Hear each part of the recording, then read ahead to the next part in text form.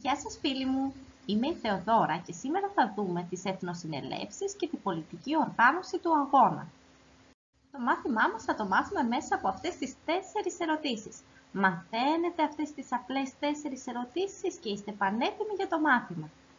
Ξεκινάμε λοιπόν με την πρώτη ερώτηση. Γιατί κρίθηκε απαραίτητη η κεντρική διοίκηση του αγώνα της Επανάστασης?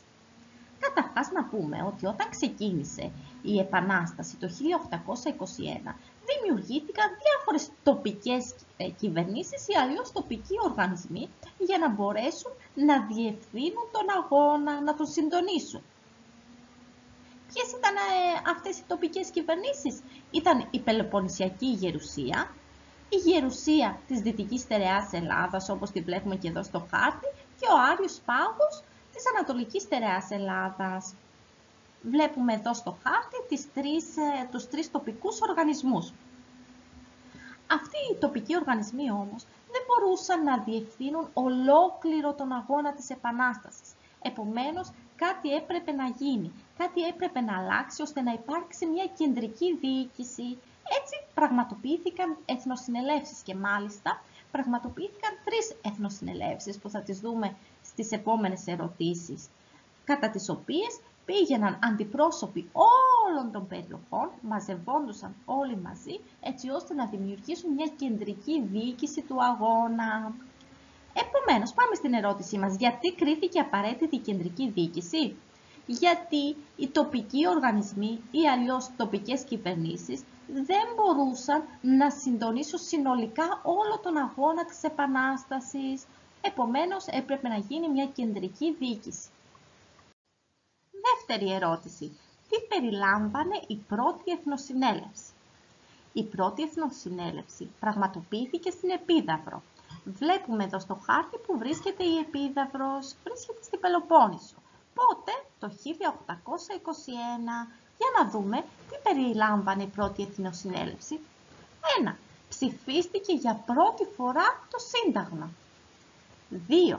Διακηρύχθηκε η ανεξαρτησία των Ελλήνων. 3. Ορίστηκε η Κόρινθος ως πρωτεύουσα του κράτους.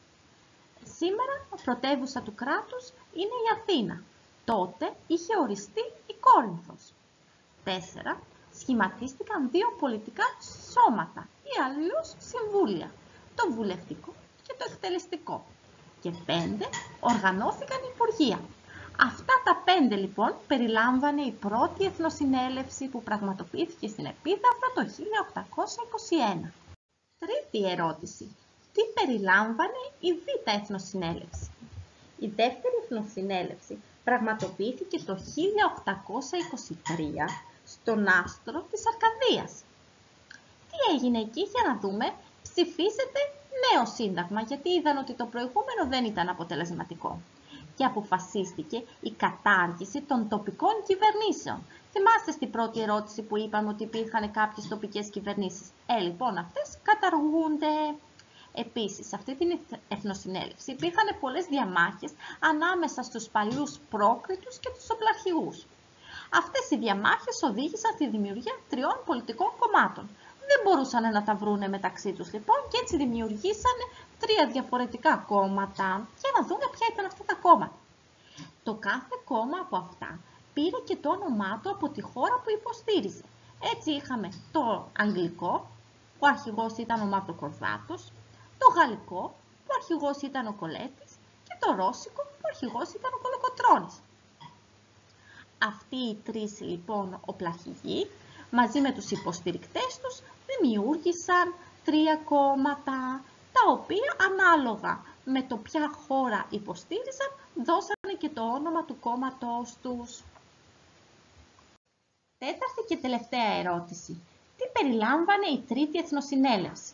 Η τρίτη εθνοσυνέλευση πραγματοποιήθηκε στη Τριζίνα της Πελοποννήσου, βλέπουμε εδώ στο χάρτη, το 1827. Για να δούμε τι έγινε σε αυτή την εθνοσυνέλευση.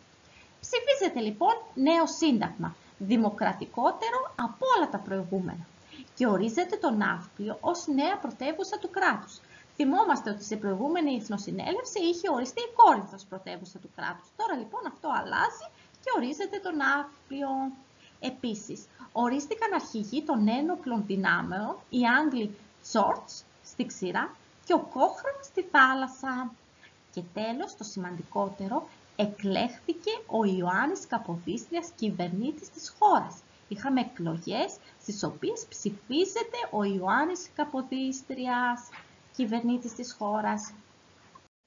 Αυτό ήταν το μάθημά μας, φίλοι μου, μέσα από 4 απλές ερωτήσεις. Μαθαίνετε αυτές τις 4 ερωτήσεις και είστε πανέτοιμοι για το μάθημα. Αν σας άρεσε το βίντεό μου, κάντε εγγραφή και like. Καλή συνέχεια!